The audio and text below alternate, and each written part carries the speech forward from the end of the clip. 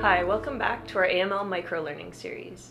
Today we have a guest on our show, Caroline Hilliard. Thanks so much for joining us, Caroline. Thanks for having me here.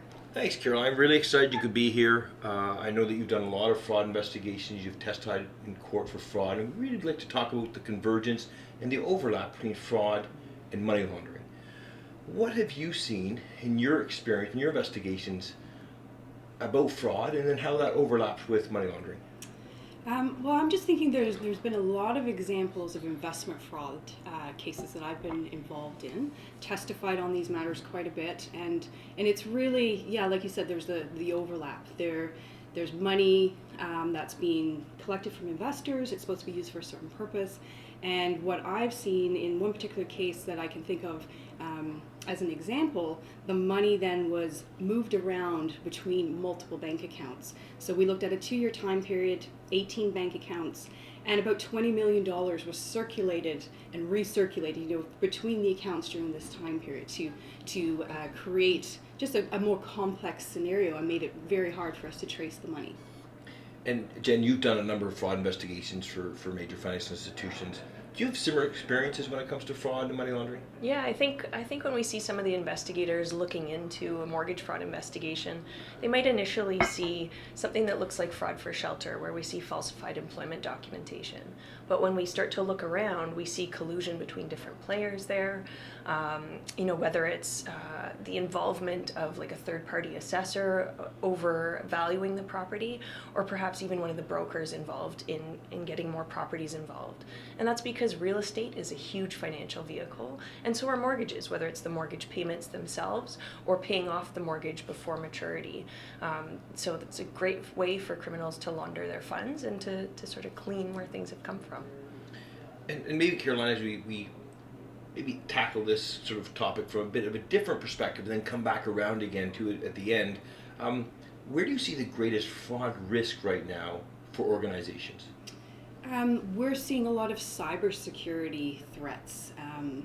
Every day in the news it feels like there's something happening somewhere with some type of cyber breach, some sort of, it could be ransomware, that they're gaining access to your information and requesting ransomware, but it's a huge threat, an external threat to organizations, and it's really a big problem. And I think we see over time, we see different tools being used to commit that fraud. But overall, we see the same as fraud investigators. We tend to look at the fraud triangle. So we look at pressure, opportunity, and rationalization. And we see the same pressures, perhaps new opportunities, but the same rationalization behind it, and using whatever new tool is out there to commit that fraud. Right. The underlying reasons perhaps haven't changed that much, but the methods of committing the fraud are really evolving. Exactly. And as a forensic accountant, as an expert witness, you've had a chance to look through and digest through those banking documents. If you take it away for a moment that you knew what the predicate offense was, and you think about it from a money laundering or fraud perspective, does that banking transactional history look different to an investigator if it's fraud or money laundering? No, I think if you're looking at $10,000 moving from one account to another, and I don't have any other information, it looks the same no matter what's happening behind the scenes. And to the individuals at the banks, the same thing, right? Like they don't see all of that backstory.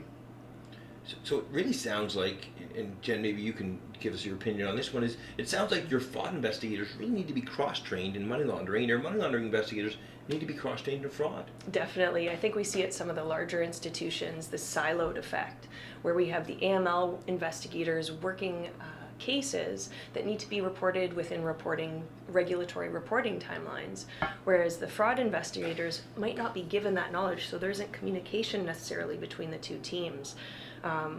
Where we can see that, or where we can get the communication going, is where you can get the money laundering investigation influencing the fraud investigation, having a more robust outcome in there and a more rewarding investigation for that investigator. And it really looks as though if you cross-train your investigators, both from a fraud and money laundering perspective, if you open up those lines of communication, you can protect your organization, because maybe your fraud investigator will find money laundering. They'll help your institution become regulatory compliant because they'll get that reporting out. And when the regulator comes in, they won't find it first, which is always a bad thing. And from a money laundering investigator perspective, they may see the fraud happening in your organization. And if they do, they can identify that as a fraud because of their fraud training. They can push it off to the fraud team, follow the regulatory reports, and maybe save your organization or save the victimization. Right. Yeah, I really think that training, the collaboration, and the ongoing communication is absolutely key. Well, that's great. Thanks very much for being here, Caroline. We're out of time for today, but we hope that we've given you some very interesting thoughts on fraud and AML and how they should converge. Thanks so much for watching. As always, if you have any questions about the advisory services we offer, please reach out through our contact details here or in the comments below. And if you've missed any of our previous episodes, feel free to look us up on YouTube by searching for AML Microlearning Series. I'm Jennifer Ford-Smith. I'm Dwayne King. And I'm Caroline Hilliard. Thanks so much for watching.